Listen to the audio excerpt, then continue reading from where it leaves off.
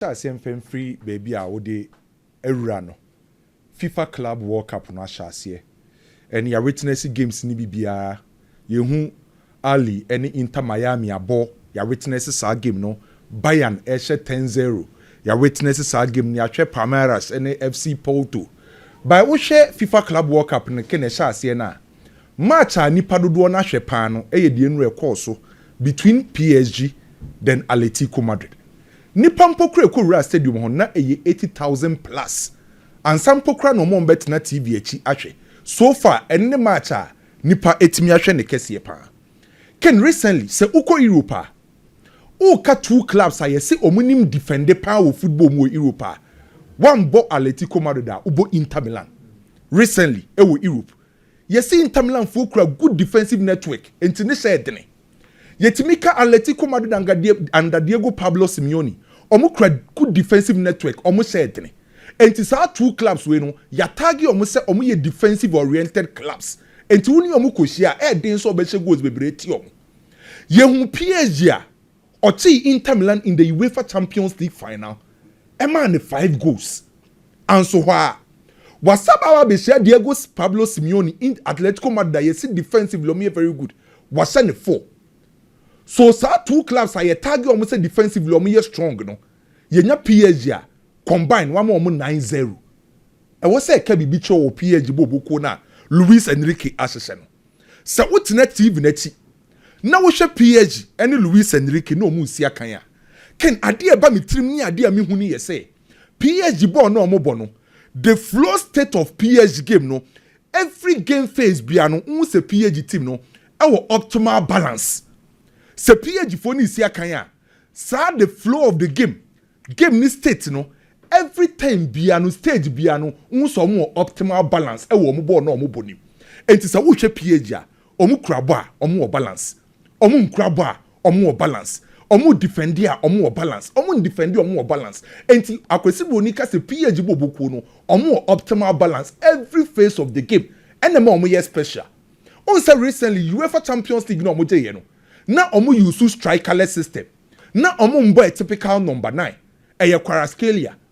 Abrante friend say Dembele and Due and a ball omo front three no. By enra against Atletico Madrid, ye hu say Luiz Enrique decide say Obama Abrante friend say Gonzalo Ramos asase as the main number 9 being an obstructive forward player e dey ama PSG boboku no. Enti ado decide so be say this time around on cost strikerless BM.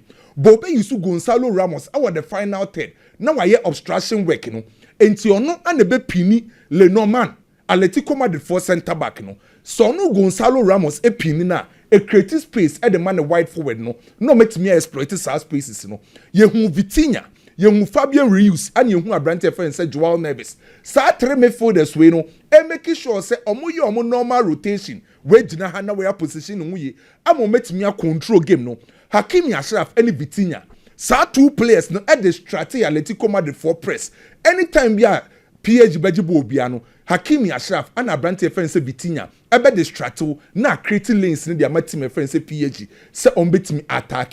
Enti say otwe PSG game na hu flexibility in my approach a na efedodo. E kan hu bi anema PSG. Ekoshi Atletico Madrid a defensive oriented team. Now we nya 17 attempt to score. Emu 8 aye on target when you 4 goals because system no afa players no moti asiye enti hwene substitution players omu free ba ni nyina no mayulu mu ebeba oba be she goals league can in oba be she goal e kire team a de osa asiye ene de ote bench ni nyina no omu system na asiye hwe say after so omu je UEFA Champions League no ombetuma je sa tournament we and by kin to be honest Luiz Enrique team we die meme hu ne say omu optimal balance ene Chelsea ye sure omo Chelsea so first game omo akono against Los Angeles FC na eye game ba ko a ye behwe because nkofo e wo interest ken Los Angeles FC for no enye bo boku abeka say omo osuru bebre a omo style of play ni ehu a obetimi de ehunu na Chelsea for no by individual players bi wo ho a ye behwe omo e wo mo game ni ba ko eye senior man Olivier Giroud say so si akan e de ma Los Angeles for no. If it is so free Italy, eko PM wo hono. Wababa be the main man. Wababa be the face of the team. Or that vast experience. Oceanic former club.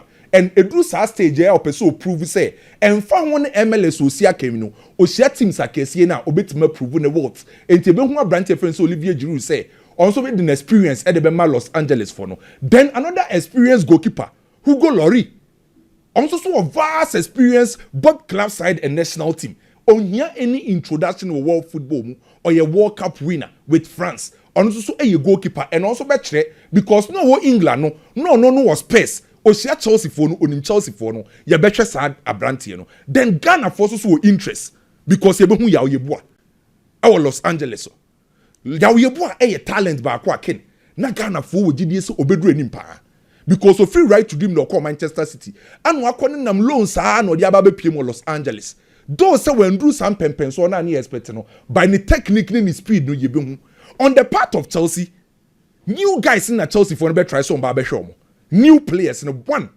brand friend say Dela almost striker no because Chelsea issues in terms of goal scoring Nicolas Jackson wo ho say Dela be compete with Nicolas Jackson so report eba ne say enim pokro na be chase wo Chelsea anim ho say obenya opportunity a chase na your first competitive game for Chelsea there na they ba on board so in the first game no ebetima ma Chelsea for na nyagidie bi woni mu let's not forget the jersey number ni pokro awakọ akọfa no pressure jersey number Chelsea for gidie bi say sa jersey number 9 no enkoye mfama players so mababa be hye nansi enti 9 na wakofa de aba be hye no esa de another pressure so amanfo be twa brand friend say Dela say there no dey ba on board pressure na wo Ipswich na nya bi na wo Chelsea a result oriented club ye ba akọhwe brand no and so watch Los Angeles for omo 4 and 5 Eddie ana Malon ni Eddie enye center backs a metimaka say on be ma brand friend say Dela tough time enti Dela be hwe no then Dario Esugo, the defensive midfielder,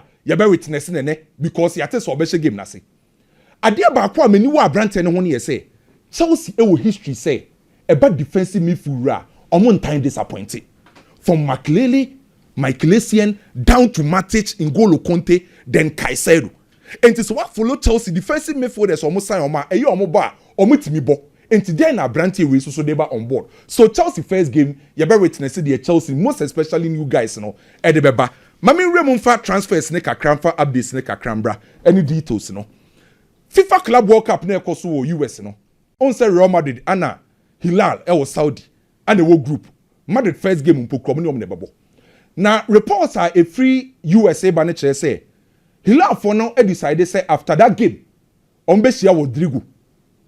Real Madrid for Brazilian international no me need nkomo na no ana Ronaldo ne team a na asafo ate sa sorry no ana mo so send delegation e dia ko US so mo so nko hia Rodrigo na reports na free Saudi banim pokrache say a na asafo are ready to offer Real Madrid 130 million euros for Rodrigo nenti anko ni Ronaldo mo mfa be pimpim on say Sadio Mane on person mo yini free bobo nim so Rodrigo so epese obo as a left winger enti oba na nka left wing no onu na gina ho na Ronaldo gina finfin enti El Nasafo no ayoma dwen say 130 million euros nyame adoma mo send delegation akọ US no ma ko share Rodrigo no mo so convince no so two top Saudi clubs Hilal ana El Nasa omu nyina na epa brantia ye friend say Rodrigo na Ghana to nsensem no Spurs for ni interest ni kene shoot kosoro on say Liverpool ni teams bi o mebia no mba o motebo na na o matwemo by yes Thomas Frank instructed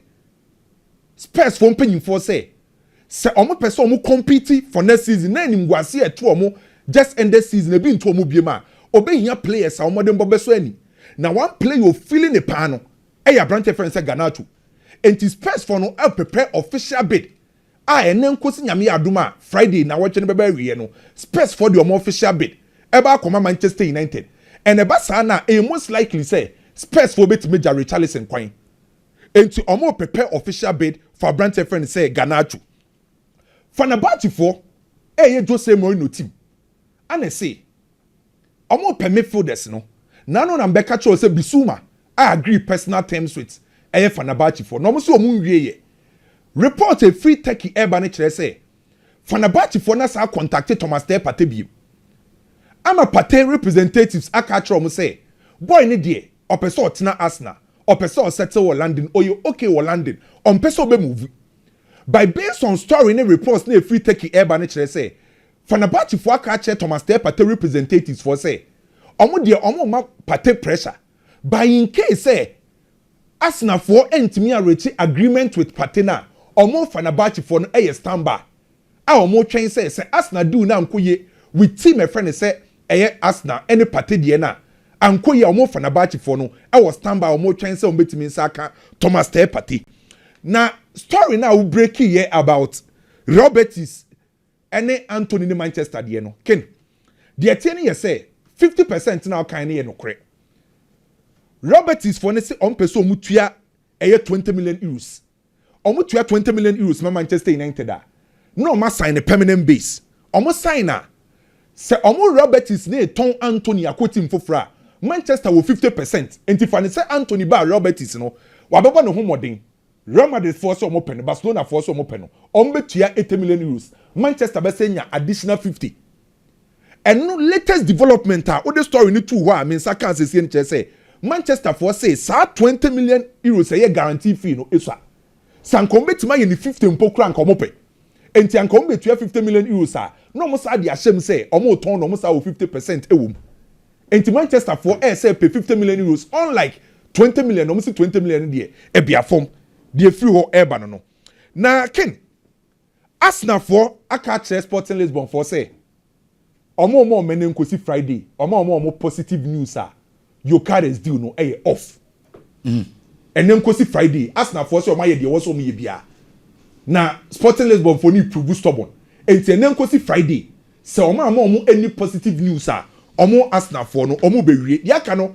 mame ngobo so emfama won tentem Rafael Leao de no one Ronald Araujo de no esre kakra onim say Ronald Araujo ne release clause nyame yaduma 1st July enkosi 15th of July about 65 million euros next month you be see no release clause about 65 million euros just from 1st to 15th ana sa release clause ne be drop intermediaries for bi ana ko shia AC Milan for ana AC Milan masalegi catch on some open established center back ana Ronald Araujo din ekopie mu ana mo propose say Barcelona so Rafael Leao release clause of 175 million euros AC Milan for atiaba 100 million euros obiambai ana mo propose say any say open Ronald Araujo dia Araujo next month in release clause drop ya by 65 million euros entire na yen kokun Barcelona for ne swap deal enti swap deal no Ronald Araujo dia ne drop over 65 million euros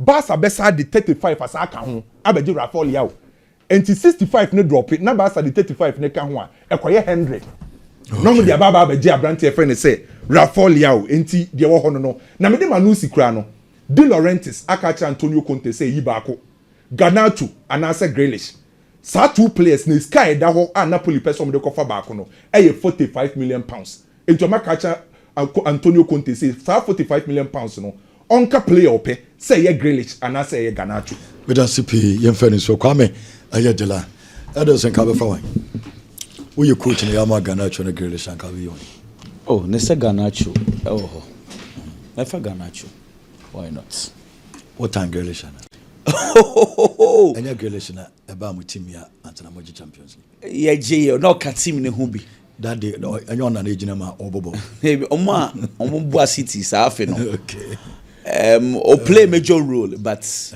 we respect him a lot I feel say Garnacho a very good player people disrespect him sometimes Onimbobo but on say get me sad the decision making ama bebre as a omo fan say Onimbobo pa uswa na wenya say o stable club kobebo you see Manchester United enye stable inti obetom na afe na wo develop ba eden apart from Bruno Fernandes player Ben partners is the obobo power Manchester United into the club is unstable kakra into media sa boy no mo man ko unstable club na mo hwade Ken me da say awosi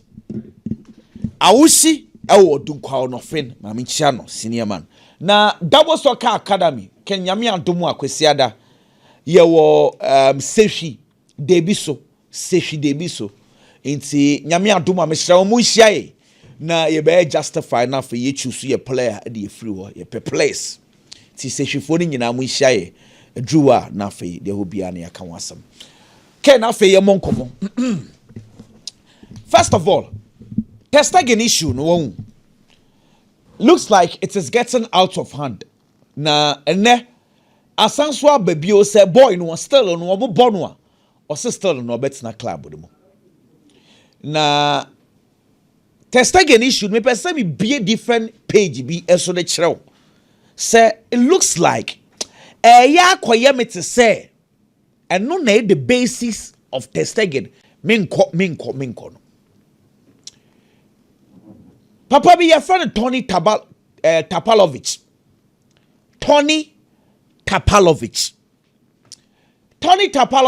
and na ye buy munchin for omo goalkeeper trainer ono na training man no ya sa can't me pa check in afa papa na fa mama na me wodi nkomo ono na training man no ya sa man no ya even sa Tapalovic time man no ya oye na wedding on na ye ni best man na just on man no ya very very close na time na man no ya eda go ma Germany national team no na ye mfi Testegen no amafo ala je say Tapalovic omwana omunkofo na we the German national team na ma papa ni na go ni bi ma Testegen na go ni bi. Now if you do remember very well ye call World Cup by Hans Flick and the German national team ko by mkogu omu enimu ase no there was the Bayern Munich block versus clubs are players are ambo born from Bayern Munich. It's omo accuse Hans Flick of playing the Bayern Munich players because are used to them. It's players like Ike Wonderwan, Kai Havertz, Testegen. No say sa players na no mo hardwin with team ni mo against Hans Flick. Temi yepa. It's time Hansi buy no. Our Pamu Ike Wonderwan, one of those things I want for a point out and it's like Kai. Only Ike Wonderwan issues with the German national team. Okay. Hansi buy all fun and call for no. Can me patch on my picture no. Hansi appointed Tony Tapalovic as the goalkeeper's trainer.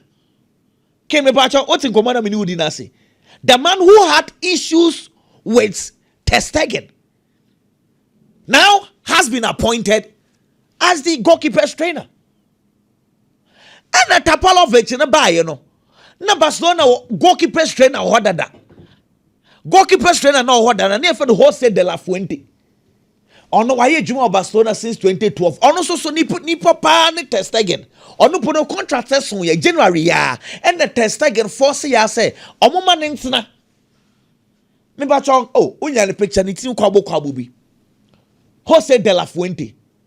Inti Dela Fuente na ni tin kwabo da ho no. Ana Tapalovic no ono na ene coach ni susu gina ho no. Inti because of the role of Dela Fuente inti nei omaye Tapalovic as a technical assistant but the role Ankasankaso should have been a goalkeeper's trainer. Inti nipa mienu ana omne Testegen ewe issues ewe Germany no. Omo aba beto no hosisia.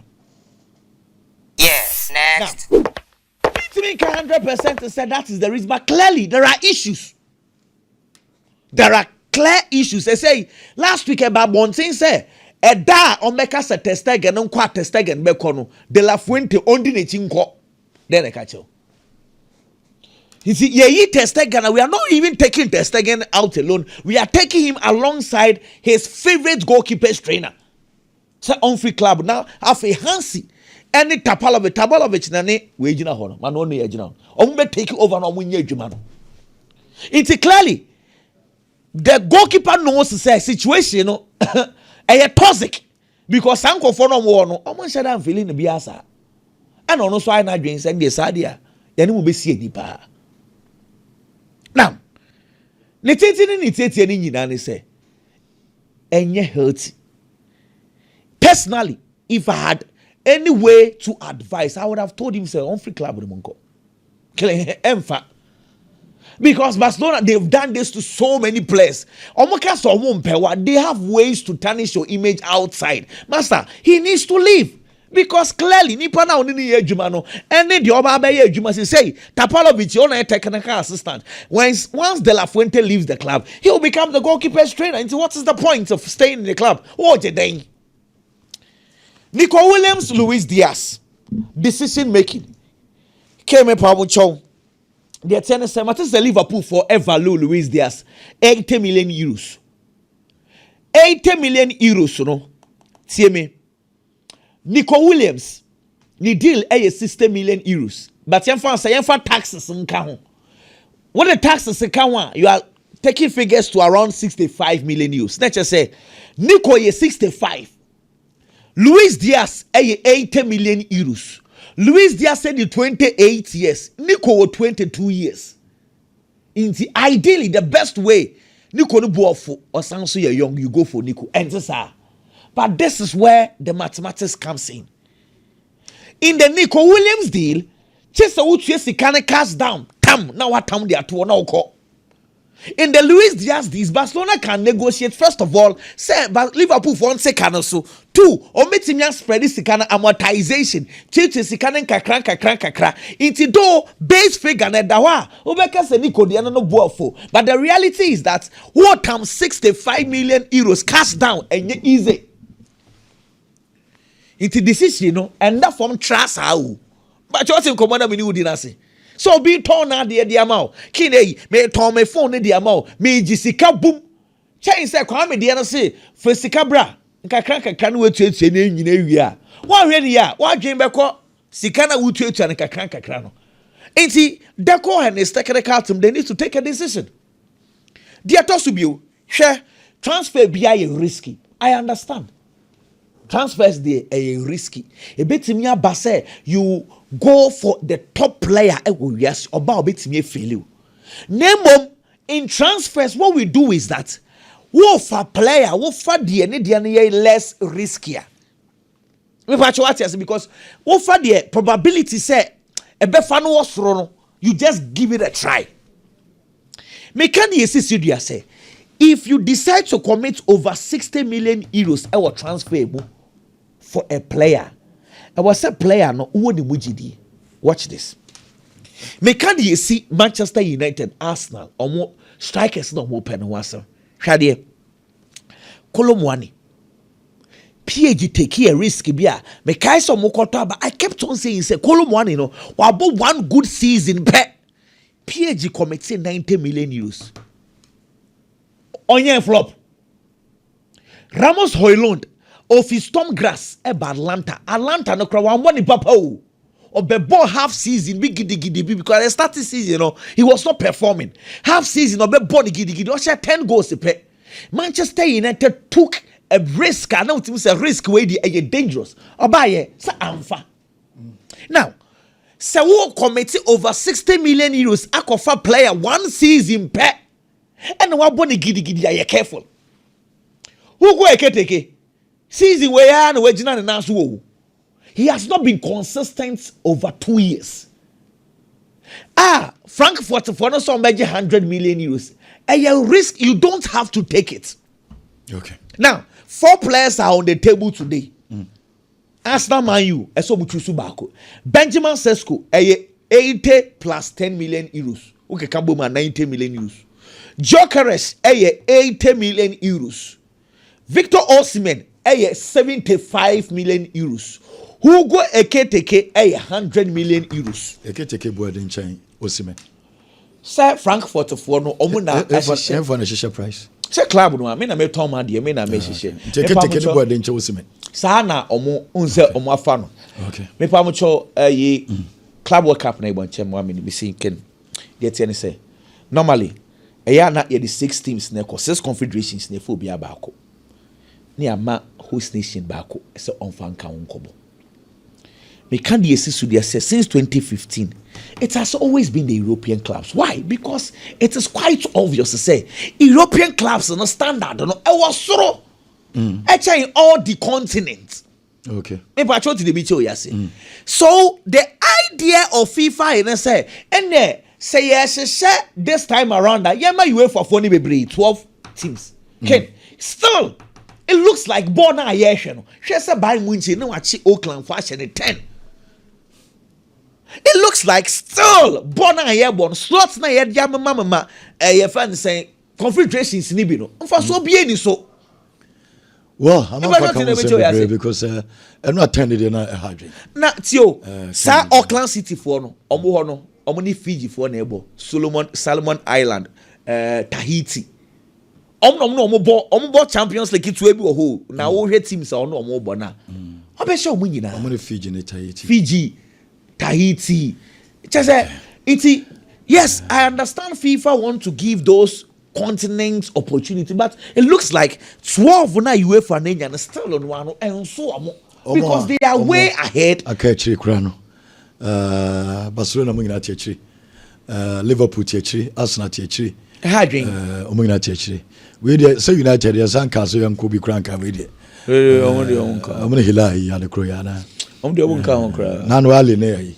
Na yese Inter Miami anopa na me di onkomo. Omo di se kana PhD first a mo mi ne be hia. Nti ene de. Inter Miami ka Ali entimi an show. Ya sema Ali so mnya penalty nyina se no. Meba ma me ne begin nkomo but ma me mo ye nua Derek Ayim. Ayim. Yeah. Yeah, more Derek Abaso. Me we said Derek no na obisa Enzo Maresca obisa no question be press conference na say on say Derek could do US no or that's so why ya adwuma na Yamona Baso pa mami tell question kakra bi na Biggy bra. Given choices massive spending recent transfer window, do you think that you are, or do you feel you're underachieving? If not, how do you define success at this point?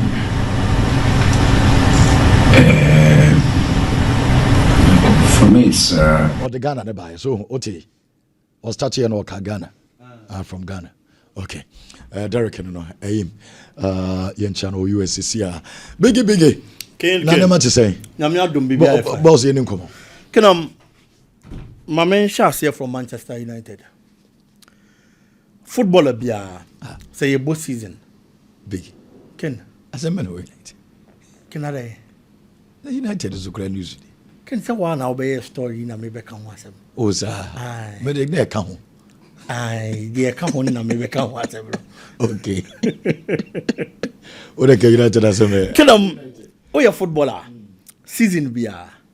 I was so say exams na ocho. Exams na ocho because on Monday bona about during the season no. And when you season now, technical team management, and you will be take a decision about playing body. E will team ni mubiano. E be jinaso. No mo take a decision. Say obetina and I say ebe mawako. En komona mi di me kandi ababa be see story awoye yeso. Say Manchester United technical team no. I decided so mo take a decision. No more keep one player mabakwako between Rasmus Højlund and the Joshua Zirkzee. These are two players for Manchester United. Manchester United and Nimo in the just ended season. Goals na ma. No cre. But other strikers we me no. And after forward line players we me no. Na bia ye bisa said the Oshe goals kese na yemfa nyi ba kwa. Ube decide say bia obe Højlund. Because at least Oshe 4 goals. Emma Manchester United. Zirkzee Oshe 3. Emma Manchester United. But Oma decided so mube keep Zirkzee. No mama Højlund ako. The entire maker say oh bobo exams now ye because Zirkzee by in the first season of Manchester United na ebowie. And Zirkzee as a player. In the first season no. There were a lot of lapses on the ball anymore. No cry. But at least player bia, footballer bia, make him mover. Me no to be in the first season adaptation period. It will be here time kaka. It in pain be say player banasa anko ya. First season obi say oh we dia fain awaba. It yenya boterem famano because everybody following the game admits and understand. So first season no, I was a player and adapt and some of the best of results. There are times I will players are buy and na farmer no and only than chain.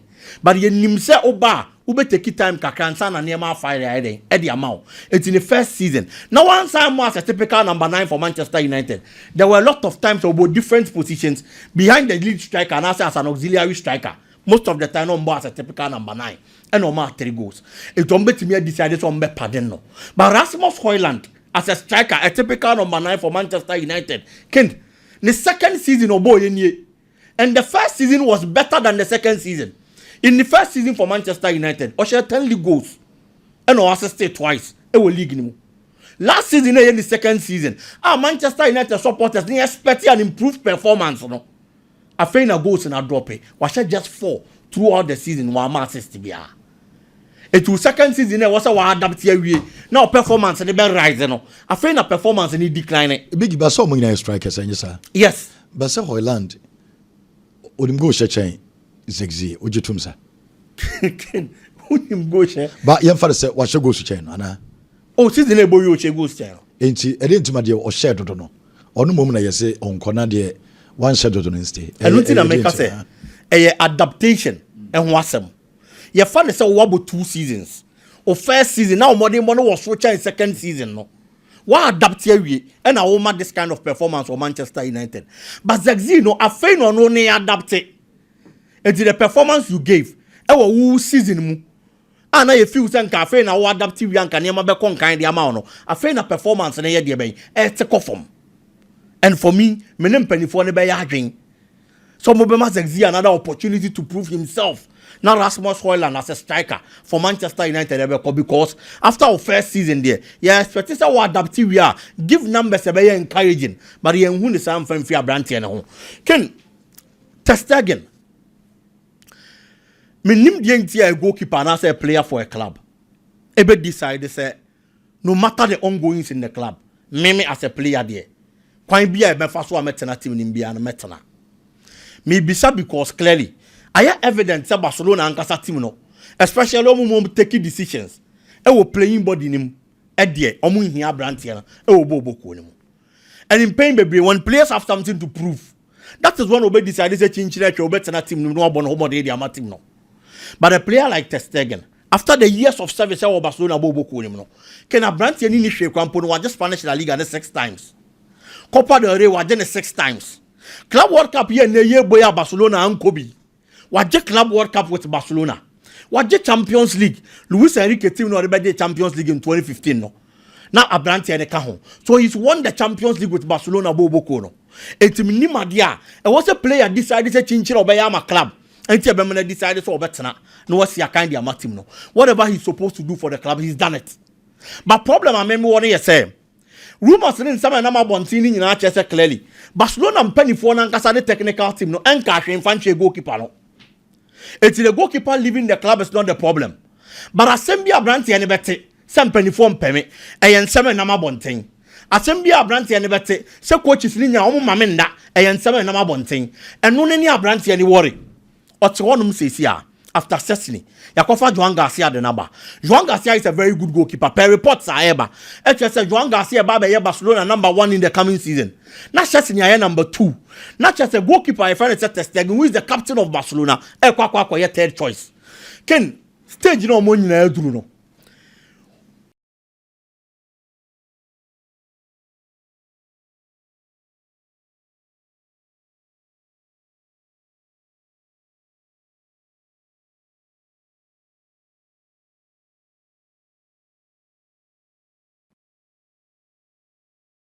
Now coach catch the tournament no ma do finals. Goalkeeper no ne da po ni mamu ko do finals no. Yini film no person oba beda de. Na just nya de otena bench a obeyedi, obekasa. Clearly and was am I from stories awo ye. Sa Brandt ya so no otena Barcelona, omuko pre-season na. Ohun any goalkeeper obasa team nim so ye better chain no. Eti pre-season ni nya ahase. No nya game timer obeba ba be Barcelona number 1. Ken he's the captain of the side. Watch our team nimu. Obenya a lot of influence with team nimu. Enti stage na edru no. Amicably. Omoni Abranti and international for the official in Penifon and Canche no. So why ye be? Ye. First ya ye ja okwan no wako. Na ya to ye team ye so because the wire the amabo ko ni enough. Na se sika na wo mo dan na wo mo. Omo the Abranti na de na ma no a free club nim no ye de ben okọ. Because some of these players so man tena na onya bi mo onya bi na. A creative problem, the tension with the dressing room. We shouldn't forget that he's the captain and one of the most experienced players of Barcelona. Bobo Kurim. It's rumors that Nama Bontena, Branti and Ebete. So, Mon Penu or Bassa Bobo Kunimua, just to a cocktail radio to an auto Bonteno. Officially, Omo approaching. No one can share the Jumanian Timino to Asubium. It's for Jumadi in this war, Nani Pafo for Nadia Emra. Can get to be Coach Luiz Enrique. Aqua can't send me. Ye Bissana said. Real Madrid dey play a pacho. Na dey na o carry afa ansem no. And a coach say normal. Because the man na bom ho modern. teams in the basso mobile be pelmo, but see idea. A better thing to be for player at the free Paris. Many coach and I 100% because Wababa build the project and dependent GDO. When you build the project to a certain level and people get trust in the project, can Obia person associating home with the project. Yeah. Manchester City Bobo the Pep Guardiola be fire. Level of the team nako. And the Manchester City decided to come market. No one or far unya. And I believe that is the kind of standard level. Coach Luiz Enrique de Paris Saint-Germain team no echo. A true state say man the team nyane. He has to work harder. Say the be improve upon the performance time bia. Na status na wa achieve no. What me maintain because Eddie Ntima Hansi Flick that's what din chain Luiz Enrique.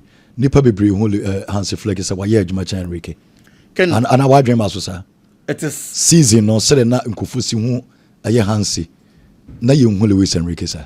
Can because baby Hansi Flick be for Barcelona.